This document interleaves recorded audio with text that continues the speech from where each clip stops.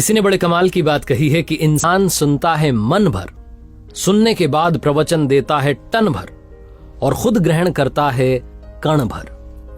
नमस्ते दोस्तों, मैं हूं आरजे कार्तिक। एक गरीब आदमी एक बार घूमता घामता एक राज्य की राजधानी में पहुंच गया। जिस दिन वो वहां पहुंचा उस दिन वहां समारोह हो रहा था, उत्सव चल रहा था।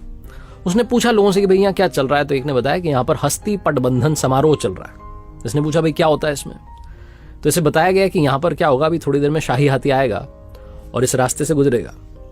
उसकी सूंड में एक माला होगी, उसने वो माला जिस व्यक्ति को पहना दी उसे इस राज्य का राजा अगले 5 साल के लिए बना दिया जाएगा। जहां इस व्यक्ति ने बात सुनी, गरीब आदमी ने उसने कहा अपन भी खड़े हो जाते हैं लाइन में, क्या पता अपनी किस्मत चमक जाए और शायद आज मेरा दिन है कि मैं घूमते घामते यहां पहुंच गया हूं। ये भी खड़ा हो गया लाइन में। जैसे ही वो हाथी आया, शायद उस दिन प्रभु को यही मंजूर था, यही कृपा थी। वो हाथी आया, उसकी सूंड में माला थी, उसने वो माला इस गरीब आदमी को पहना दी और जैसे ही इसके गले में माला डली, लोग जयकारे लगाने लगे कि क्या बात है, मैं अपना अगला राजा मिल चुका है। राजपुरोहित ने से बुलाया, इसका तिलक किया और कहा अब आप सुन लीजिए शर्तें। तो इसने सोचा शर्तें भी है, तो इसने कहा बताइए क्या बात है। तो राजपुरोहित ने कहा कि आपको अगले 5 साल के लिए इस राज्य का राजा बनाया जा रहा है, लेकिन 5 साल के बाद आपको ये राज्य छोड़ के जाना पड़ेगा, ये राजधानी छोड़ के जानी पड़ेगी।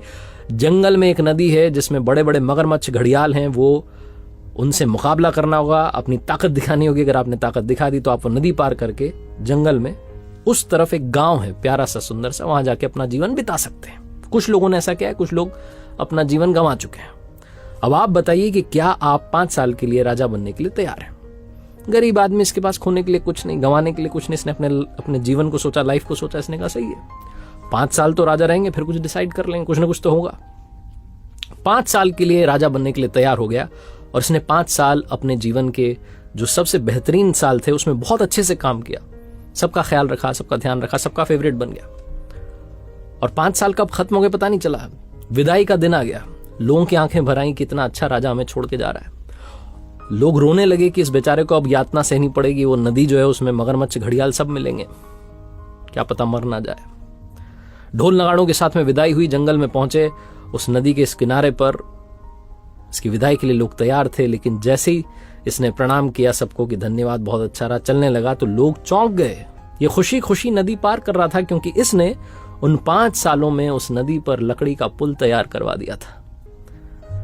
लोग वापस प्रसन्न हो गए कि चलो सुरक्षित रहेंगे राजा साहब, अब वहां रहेंगे लेकिन अच्छे से रहेंगे।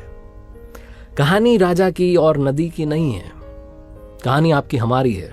हमें भी एक लिमिटेड पीरियड मिला है जिसमें हम इस मनुष्य रूप में आए हैं, लेकिन अब हम पर डिपेंड करता है कि क्या हम जब यहां से जा रहे होंगे तो क्या हम इस भवसागर को पार करने के लिए वो पुल तैयार करते हैं, अच्छे कामों से, दुआओं से, प्रार्थनाओं से, मेडिटेशन से, कि जब हम ये दुनिया छोड़कर जा रहे हों तो हमें यातनाएं ना सहनी पड़े, हमें ऐसी जगह ना जाना पड़े जिसे नरक कहते हैं।